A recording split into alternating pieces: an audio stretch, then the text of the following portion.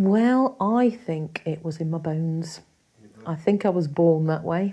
I grew up in Suffolk, which is a very rural county, and lived just sort of on the outskirts of Ipswich, which isn't a very big place. And I spent most of my time on my blue bicycle, cycling for miles, and my favourite places were Bluebell Woods. And I can remember really, really clearly being 8 and ending up on a local beautiful park, and it was just like seeing heaven because bluebells shimmer. They're kind of psychedelic purpley blue, and I just laid down amongst these bluebells and I just looked up at the canopy of the trees, and it's going to sound really weird, but it kind of felt holy. And I was the only kid in the family that went to church.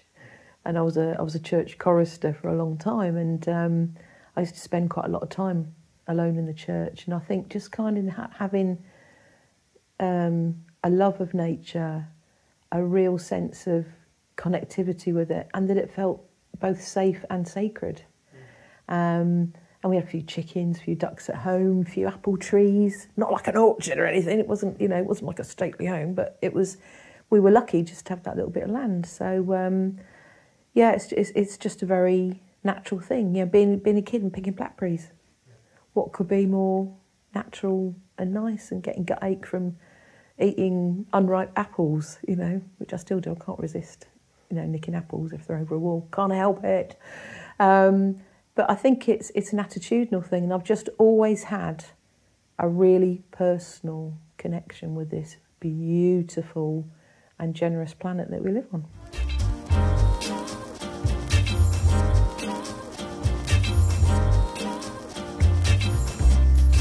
Ooh, how did the house come about? Well, we moved in here in 1998.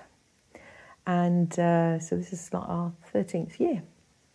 And, excuse me, my husband Gil and I met at an ecological housing project in a place called Hockerton. The Hockerton experience was amazing because for that, me and my first husband sold our house. We house shared with another couple, and we went to meetings every Friday night for like 3 years, and we really invested into this thing. And although we're not living there, or not, there is just so much that I learnt there about sustainable living and communities, and how important our houses are and what we do as individuals as an impact on the planet as a whole.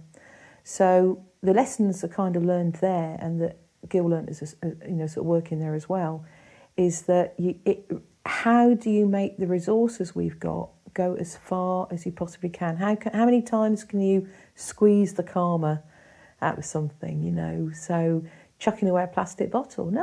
If it's a couple of litre bottle, that's a mini greenhouse, man. Use it in the garden. It will protect your precious plants from slugs, and gives a bit of shelter from frost. So. It's looking at things a little bit more laterally. It's perhaps not about accepting what you're told. And just one day, I was in West Bridgford for some reason, looked in estate agents. I thought, yes, this is like the house I grew up in. And talked to about Gil, and we've been talking about where we're going to move and we live, where we're going to do a really fabulous, funky modernist new build, what we're going to do. And both said, actually, we really like old houses, but environmentally, they're bad. So we kind of thought, okay, we'll look on the internet, do a bit of reading. What can we do to green up our house, And there was nothing. There was just so little information. So we then hatched this crazy plan that we were going to take what essentially is like a G-rated house. It's the bottom of the pile environmentally, in every way you can think.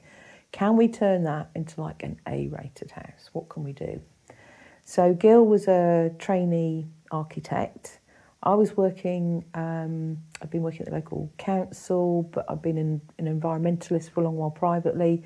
And then I started to work for green charities. So, and the more and more that we did on the house, we started opening it to the public and thought, well, everything we learn, because this is obviously a massive problem, like 27 million houses in the UK, and a big proportion of those are Victorian and older. And they're the worst to treat. You know, it's like in 2050, the majority of the housing in 2050 will be the stuff that is here now. So these buildings will still be around in 2050. So if we want to stand a chance of reducing that impact and taking it right down to like 80% of the resources we currently use, if we don't, you know, then forget it really. Screwed.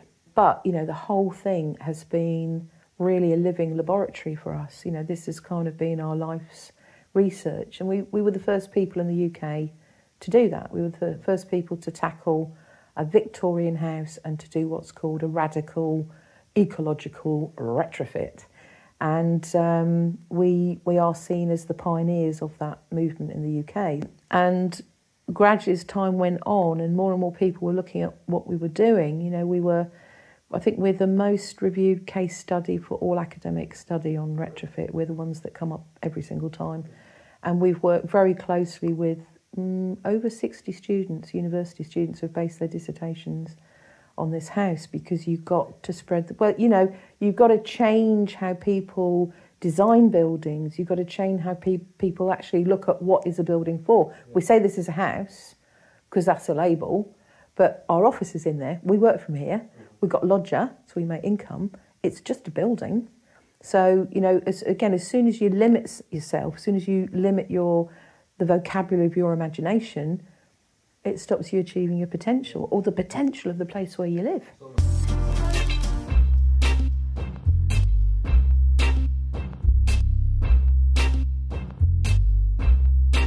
So a big part of what we were doing with the house was sort of really trying to reduce the amount of energy we use massively. You know, how are we going to replace a gas boiler? How are we going to heat a house? So our house is heated by wood, but it's not wood pellets, it's wood that we forage. So we get it out of skips. People know that we want wood, so people say, I've got delivery of wood. We know a builder, occasionally they'll drop it off. So it's hard work. You've got to find it, you've got to bring it back, you've got to cut it, you've got to take it in the cellar, you've got to stoke the boiler. It's hard work. Do you do that every day? Yep, but we don't pay any heating bills. So we're saving probably £2,500 a year, because by the sweat of our brows, we're getting waste wood. It's all waste wood, you know. Or we've got a massive cellar, which we extended because we knew this. We collect rainwater off the roof, and that flushes toilets, which are only 2 litre and 4 litre flush. They use very, very little. And the toilet accounts for 1/3 of all the water we use in a house, you know. It's like drinking water literally down the pan. Crazy. And it also supplies the washing machine and the outside tap. And then masses of insulation. That's kind of the trick. You know, the best form of energy saving is not to use any energy. You know, it's the best thing. So if it doesn't move, insulate it. You know, just slap it on as much as you can. Lots of stuff in the house. I mean, when we're buying anything, our first choice is second-hand. That's always our first choice. So sofa I'm sitting on, second-hand. Cushion, second-hand. You're sitting on a futon out of a skip, obviously second-hand. Given the lovely quilt, that was really nice. The carpet, that was from Freegal. That's a website where if somebody's got something they don't want, instead of chucking it out, taking it to the tip, they just put it on, I've got this, do you want it? I've got a washing machine, anybody want a washing machine? It works, you know. Or it's got a bit of a wonky leg and that needs fixing. So the carpet in this room is Freegal. It came out of somebody's kid's bedroom who didn't like the colour. So I took it to a carpet shop, got it neatened up, and of course having the edges whipped, it cost me 40 quid. I mean, God, it cost me hundreds. And it was the colour I wanted. You know, I've been looking for it for ages, just had to wait. Just loads of stuff, a couple of coffee tables in here, they're Freegal. The leather chairs, they were out of a skip. In fact, I don't think there's anything in this room which is new, apart from my laptop. No, that was second-hand. That was off eBay as well. Yeah. So, yeah, there's nothing in this, there's anything in this room which is not first-hand. So we're either cheap or we're good people. So maybe we're good and cheap. I don't know.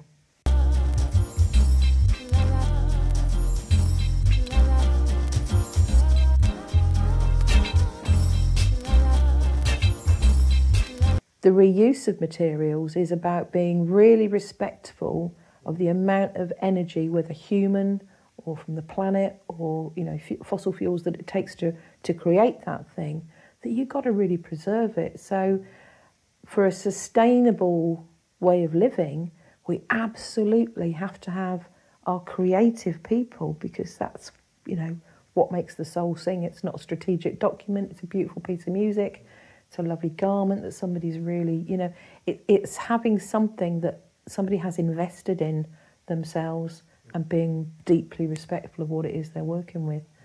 It is all about the passion, you know, it's all about the inspiration. If you know that something is right, then it's very hard work to fight that.